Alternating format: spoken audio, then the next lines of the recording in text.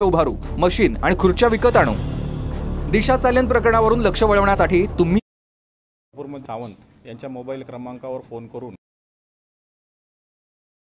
त्यांना आम्ही कारवाई जुना राजवाडा पोलीस स्टेशन गुन्हा क्रमांक 140 हा विविध गुन्ह्यातील आरोपी प्रशांत कोरडे याला पोलिसांनी तेलंगणा राज्यात या ठिकाणी दुपारी 2:45 ताब्यात घेतले।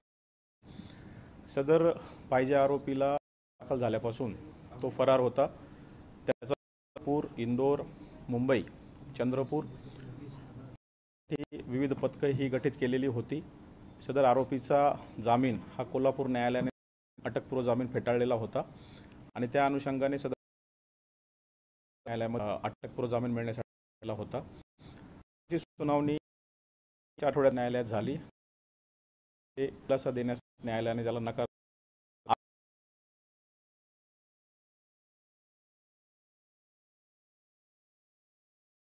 सुनावणी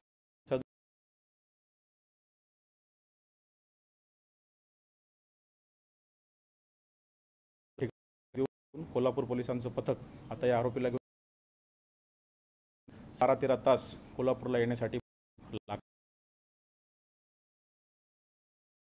प्रादेशिक पार पाडून उद्या माननीय न्यायालयामध्ये हजर केलं जाईल।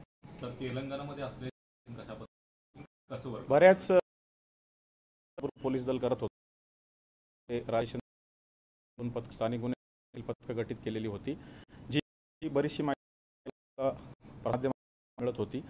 मध्ये काही दिवसापूर्वी बातमी चंद्रपूर होता, त्या ठिकाणी जाऊन देखील ज्या पथकाने केलेली होती। काही टोल नाक्यावरचे फुटेजेस चेक केलेले होते, काही वाहनं होती। CCTV फुटेजमध्ये एका वाहनामध्ये जाताना तो आढळला, तर मग पुढील पथक ही तेलंगणाकडे रवाना करण्यात आली होती। तो फरार असताना कुठल्या वाहनांचा वापर करत होता, लोकेशन चेक? आता ही सर्व बाब आरोपीला आज इथं आणल्यानंतर उद्या न्यायालयामध्ये त्याला जेव्हा प्रोड्यूस केलं जाईल आणि त्यामध्ये त्याची पोलीस कोठडी घेतली जाईल, तर मागील 1 महिन्यामध्ये हा गुन्हा घडल्यापासून कुठे कुठे आरोपीने वास्तव्य केलेलं आहे, कोणत्या कोणत्या वाहनांचा वापर केलेला आहे, तो सर्व तपास केला जाईल। तो तपासाचा भाग आहे, तेच मी आता सांगितलं की त्या सर्व गोष्टी तपासल्या जातील आणि त्याच्यावर कायदेशीर कारवाई केली जाईल। हे सर्व गोष्टी आता ज्या आहे त्या तपासाचा भाग आहे, कारण त्याला अटक झालेली नाही, त्याला ताब्यात घेतलेलं आहे आणि पोलिसांनी ताब्यात घेतल्यानंतर 24 तासाच्या आत माननीय न्यायालयात हजर करावं लागतं। तर सध्या टीम आता त्याला घेऊन निघालेली आहे, साधारण 12-13 तास प्रवास करून पोहोचेल रात्री। त्यानं कायदेशीर प्रक्रिया करून त्याला उद्या न्यायालयात हजर केलं जाईल। जे लोकेशन होतं ते शहरातलं लोकेशन होतं, ते शहरातलं लोकेशन शहरातील होतं।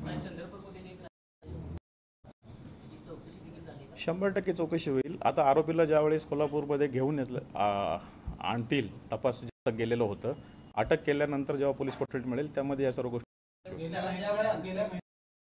कोल्हापूर पोलिसांच्यावरती एक शंका उपस्थित केली जात होती की जाणूनबुजून अटक केले जात नाही, कारण कोल्हापुरातील वरिष्ठ अधिकाऱ्यांसोबत त्याचे फोटो होते, असा देखील आरोप आहे ते विरोधी पक्षाकडून करण्यात आलेले आहेत।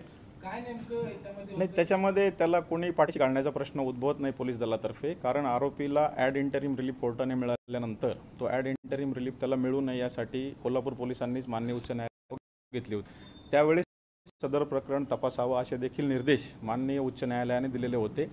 त्याचबरोबर फिर्यादींचे वकील असतील, त्याचबरोबर आपले जे प्रमुख जिल्हा सरकारी वकील आहेत, त्यांनी देखील युक्तिवाद हा अटकपूर्व जामीन फेटाळला जावा यासाठी माननीय न्यायालयात त्याचीच परिणिती होती की जो 17 न्यायालयामध्ये त्याला जो रिलीफ होता तो रिलीफ नंतर काढून घेण्यात आला आणि अटकपूर्व जामीन देखील फेटाळला गेला। गुन्हा दाखल झाल्यानंतर आठवडाभरानंतर त्यानं आपला मोबाईल आहे तो पत्नीकडे जमा केला आहे। हा सगळा प्रकार म्हणजे दिरंगाई करणं किंवा पुरावा नष्ट करण्याच्या दृष्टीने त्यानं केलं असं दिसतं। मग तीच बाब न्यायालयाच्या समोर ज्यावेळेस सरकारी वकिलांनी आणली, त्याचाच आधार घेऊन माननीय न्यायालयाने देखील त्याला जामीन देण्यास नकार दिलेला आहे। कोल्हापूर आणि नागपूर किंवा चंद्रपूर हे अंतर खूप प्रचंड आहे, काय अडचणी येत होत्या या महिन्याभरामध्ये? एकीकडे तुमचा तपास चालू होता, मात्र शंका देखील उपस्थित नाही, सध्याच्या युगामध्ये ज्यावेळेस आपण एखाद्या तपास करतो त्यावेळेस आपल्याला तांत्रिक विश्लेषणाची मदत मिळते, जसं काही आपण कोणी मोबाईल वापरत असेल, इंटरनेटचा वापर करत असेल। परंतु जर आरोपी मोबाईल वापरत नसेल किंवा इंटरनेटचा वापर करत नसेल तर त्या तांत्रिक तपासावर मर्यादा येतात। त्यामुळे जे माहितगार लोक असतात किंवा जी माहिती काढली जाते तपास पथकांकडून त्याला होतो, परंतु त्याला रिझल्ट मिळतो। अंतिम जामीन त्याला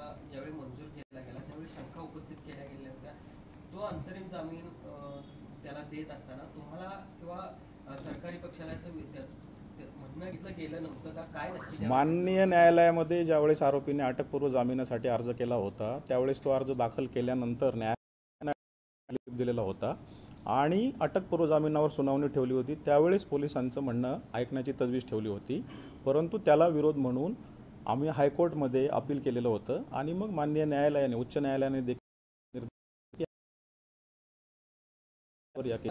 केला याची कल्पना सरकार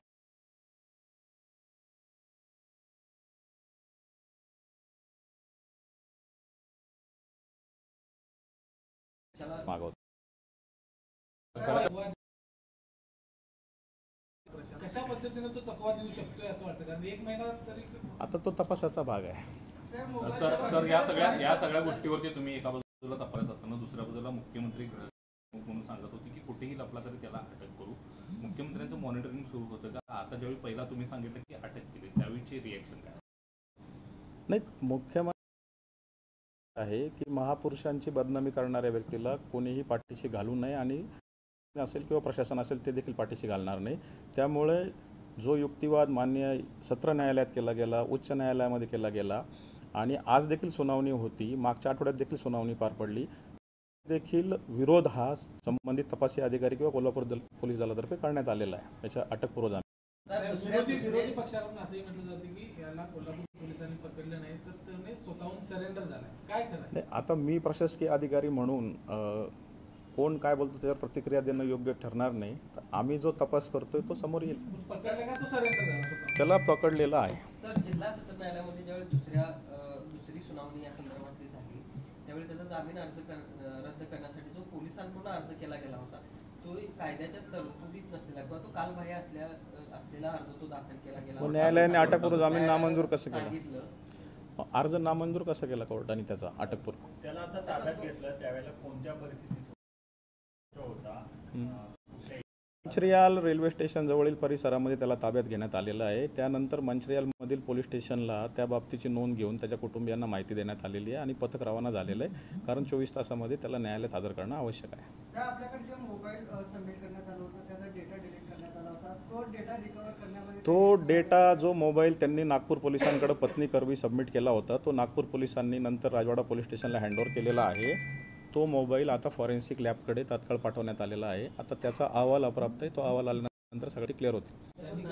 पोलिसांचं लक्ष त्याच्यावर या सगळ्या काळामध्ये होतं. नक्कीच नागपूर पोलिसांनी देखील ज्यावेळेस पथक नागपुरात गेलेलं आहे कोल्हापूर पोलिसांचं त्यावेळेस संपूर्ण सहकार्य केलेलं आहे आणि त्यांची मदतच झालेली आहे. नागपूर पोलिसांचं सहकार्य आहे, चंद्रपूर पोलिसांचं देखील सहकार्य आहे. या महिन्याभराच्या काळामध्ये 2 ते 3 गाड्या त्यांना बदलल्या, चालक देखील बदलले. आता जे फुटेज आम्हाला एका गाडीचं मिळालेलं आहे त्या गाडीची चौकशी होईल आणि मागील 1 महिन्यामध्ये गुन्हा दाखल झाल्यापासून तर आज त्याला ताब्यात घेईपर्यंत कोल्हापूर पोलिसांनी त्यांनी कुठं कुठं वास्तव्य केलं, कुठल्या वाहनाचा वापर केला, त्याला कोणी कोणी मदत केली, हा सर्व तपासाचा भाग. तुम्हाला जी गाडी मिळाली फुटेजमध्ये ती गाडी कोणाची आहे आणि नंबर प्लेटवर या तो तपासाचा भाग आहे. आता ते सर्व आता तपासामध्ये समोर येईल. सर, तुम्ही लुकआउट सर्क्युलर जारी केलं होतं, आज जामीन अर्जावरती सुद्धा सुनावणी होती. या सगळ्या दरम्यानच्या या हालचाली गतिमान झाल्या असं वाटते का? बिलकुल, कारण माध्यमांमध्ये बातमी यायला सुरुवात झाली की मध्ये पळालेला आहे. त्यावेळेस देखील नागपूर मध्ये राजवाडा पोलीस स्टेशनचं पथक होतं, त्यावेळेस त्याचा पासपोर्ट देखील त्यांनी ताब्यात घेतलेला आहे. आता पासपोर्टशिवाय परदेशात जाणं शक्य नाही आणि लुकआउट सर्क्युलर देखील त्याआधीच इश्यू करण्यात आलेलं होतं. परदेश प्रवास न केल्यामुळे पासपोर्टच्या आपल्याकडे उपलब्ध असल्यामुळे ती गोष्ट क्लिअर झाली की तो परदेशात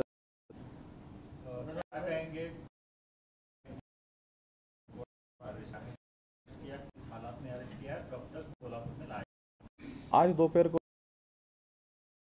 रेलवे स्टेशन के पास जो वांटेड एक्यूज था प्रशांत कोरटकर, उसे कस्टडी में कोल्हापुर पुलिस की जो टीम थी राजवाड़ा पुलिस स्टेशन और लोकल क्राइम ब्रांच की, उन्होंने कस्टडी में लिया है. लोकल पुलिस स्टेशन को इन्फॉर्म करके उसकी फैमिली को इन्फॉर्म करके टीम अभी मंचरियाल से निकली है. मंचरियाल से कोल्हापुर तक का रास्ता कम से कम 13 घंटे लगते हैं. आज रात को कोरटकर को कोल्हापुर में लाया जाएगा. उसके बाद जो लीगल वो कंपल मान्य हाजिर किया जाएगा. तो तपासाचा भाग आहे, सांगितलं ना. मीडियामध्ये काय येतं तो आता तपासामध्ये निष्पन्न होईल.